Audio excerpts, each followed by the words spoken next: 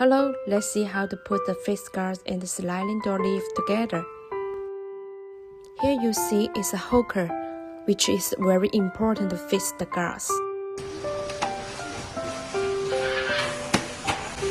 The hole is put on the face guard, and then we can make the screw to here to lock down the hole and the frame. And then we have a cover, a plastic black cover. When you get this fixed door, you can see this profile is already here. You should move them out and put this guard on the frame. And then later you put this whole profile on the glass, because this one is helping this face guard to lock down on the bottom.